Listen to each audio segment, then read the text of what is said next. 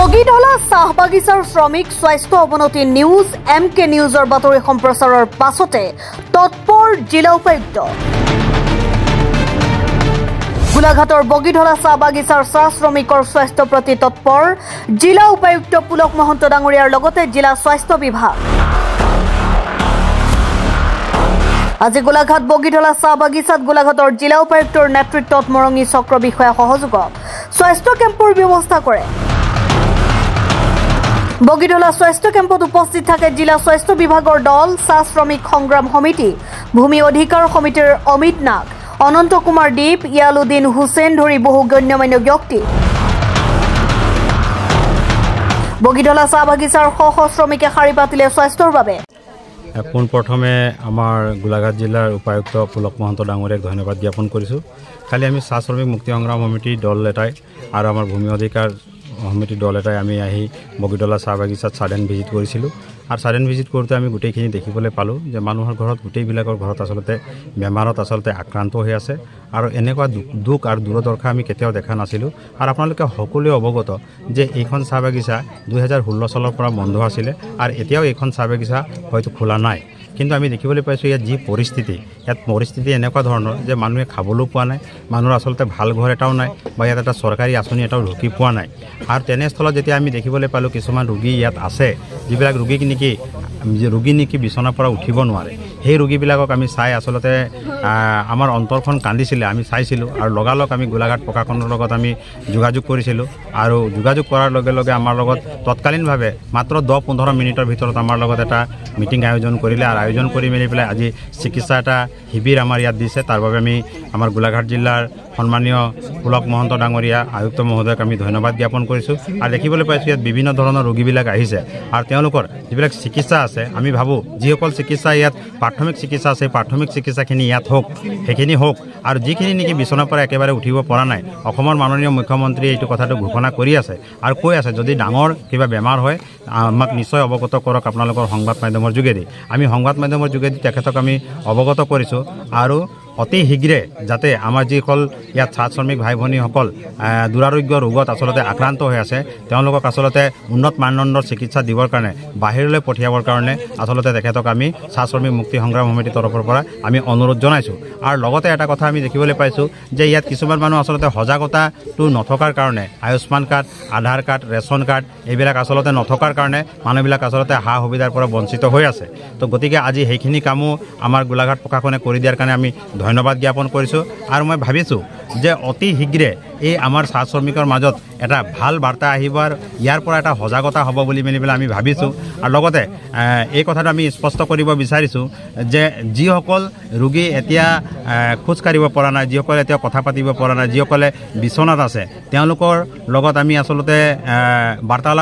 বাৰ্তালাপো কৰিব পৰা নাই আচলতে চকুলো বৈ আহিছে তেওঁলোকৰ লগত আমি যেতিয়া দেখিবলৈ গৈছোঁ তো কথাটো হ'ল আমি ইয়াকে ক'ব বিচাৰিছোঁ যে অসমৰ মাননীয় মুখ্যমন্ত্ৰী মহোদয় আপুনি নিজে প্ৰত্যক্ষ কৰক আপুনি নিজে দেখক আৰু আপুনি যিহেতু কৈছে নিজে উল্লেখ কৰিছে যে যিসকল ৰোগী আছে তেওঁলোকক যিসকল চিকিৎসা আচলতে ধৰি লওক জিলা পৰ্যায়ত নহয় তেনেকুৱা বাহিৰত যদি আউট অফ ষ্টেটত যদি ল'বলগীয়া হয় তেওঁলোকৰ কাৰণে মই ব্যৱস্থা কৰি দিম বুলি পেলাই আপুনি নিজে ঘোষণা কৰিছে আৰু বগীধলা চাহ বাগিচাৰ অৱস্থা জানে যে মানুহ এবেলা খাইছে দুবেলা খোৱা নাই আৰু আচলতে তেওঁলোকে অন্যান্য জেগাত আচলতে হাজিৰা কৰি মেলি পেলাই আচলতে চলি থাকিবলগীয়া হৈছে ইয়াত আজি কি ব্যৱস্থা কৰা হৈছে ইয়াত আমি দেখিবলৈ পাইছোঁ যে এটা স্বাস্থ্য শিবিৰ দিছে যিহেতু কালি এজন মানুহ যেতিয়া আমি সাডেন ভিজিট কৰি ইয়াৰ পৰা গৈছোঁ তেতিয়া দেখিছোঁ এজন চাহ শ্ৰমিক ইয়াত ঢুকাইছে আৰু ঢুকোৱাৰ লগে লগে আমি আকৌ ঘূৰি আহিছোঁ আৰু ঘূৰি আহি মেলি পেলাই আমি আকৌ চাইছোঁ যে ইয়াত মানে এনেকুৱা ধৰণৰ পৰিস্থিতি কান্দোনৰ ৰোল আমি দেখিবলৈ পাইছোঁ আৰু লগতে ইয়াত অকল কেৱল যে ৰোগীৰ সমস্যা আছে সেই কথাটো নহয় এই বাগানখনো আচলতে বন্ধ হৈ আছে তো আমি এইটো আহ্বান আমি আচলতে কৈছোঁ যে এই বাগানখন আচলতে কি ধৰণে পৰিচালনা কৰিব বিচাৰিছে অসম চৰকাৰে আমি আহ্বান কৰিম অসমৰ মাননীয় মুখ্যমন্ত্ৰী মহোদয় যে চাহ বাগিচাখন আচলতে পৰিচালনা কৰাত আপুনি নিজে এবাৰ বগীধলা মেটাৰলৈ আহক আৰু আহি কৰি মেলি পেলাই আপুনি নিজে তদন্ত কৰক আৰু ইয়াৰ সত্যতাখিনি আপোনালোকে গম পাওক আৰু অতি শীঘ্ৰে যিসকল আচলতে চাহ শ্ৰমিকৰ আৰু সমগ্ৰ চাহ শ্ৰমিকে আচলতে যেনেকৈ আচলতে খাব নোপোৱাকৈ মানে পেটত গামোচা মাৰি মেলি পেলাই আচলতে বাহিৰত অ'ত ত'ত কাম কৰিবলগীয়া হৈছে আৰু তেওঁলোকে কাম বন কৰিও কেতিয়াবা দেখিবলৈ পোৱা গৈছে যে কাম বন নাপালে তেনেকৈ আচলতে ঘৰলৈ ঘূৰি আহিবলগীয়া হৈছে আৰু দেখিবলৈ পোৱা গৈছে যিহেতু নেকি মুখ্যমন্ত্ৰী মহোদয়ে শিক্ষাৰ কথা কৈ আছে কিন্তু ইয়াত দেখিবলৈ পাইছোঁ যে যেতিয়াৰ পৰা নেকি আমাৰ বগীতলা চাহ বাগিচা বন্ধ হৈ গ'ল তেতিয়াৰ পৰা ইয়াত যি শিক্ষাৰ মানদণ্ডটো আছিলে সেইটো একেবাৰে মানে একদম নিম্ন খাপলৈ গুচি গ'ল আৰু বহু ল'ৰা ছোৱালী ইয়াত স্কুলৰ পৰা আচলতে বিৰত হৈ এতিয়াও আছে গতিকে আহ্বান কৰিছোঁ আমি মুখ্যমন্ত্ৰী মহোদয়ক আমি অনুৰোধ কৰিছোঁ অতি শীঘ্ৰে তেওঁলোকৰ শিক্ষাৰ দিশতো আপোনালোকে কিন্তু অকণমান চোৱা চিতা কৰিব লাগিব আৰু বাগানখন আপোনালোকে হয়তো এটাচমেণ্ট কৰক নহ'লে আপোনালোকৰ কোনোবা এজন প্ৰশাসনিক বিষয়াক লগত ৰাখি মেলি পেলাই এই বাগানখন চলাৰ আমি আহ্বান জনাইছোঁ আৰু লগতে যিহেতু চাহ শ্ৰমিকসকলৰ এটা মুখ্য ভূমিকা আছে এইখন চৰকাৰক বা যিকোনো চৰকাৰক শাসনৰ গাদীত অনাত এটা মুখ্য ভূমিকা আছে গতিকে চাহ শ্ৰমিকৰ ওপৰত যাতে আৰু পুনৰাই লাঞ্ছিত বঞ্চিত নহয় প্ৰতাৰিত নহয় তাৰ কাৰণে আমি অনুৰোধ জনাইছোঁ অতি শীঘ্ৰে অসমৰ মাননীয় মুখ্যমন্ত্ৰী মহোদয়ে যাতে পদক্ষেপ ল'ব বুলি মেলি পেলাই আমি তাকে কামনা কৰিছোঁ যোৱাকালি আমি যি বগীতলা চাহ বাগিচা অঞ্চলত শ্ৰমিকৰ দুৰ্দশা বুজি ল'বলৈ আহিছিলোঁ এক আমাৰ সহযাত্ৰী দল চাহ শ্ৰমিকৰ নেতৃত্বত আজি গোটেই বাগিচাখনত যোৱাকালি আমি তদন্ত কৰিলোঁ যিহেতু বহু শ্ৰমিকৰ স্বাস্থ্যৰ অৱনতি ঘটিছে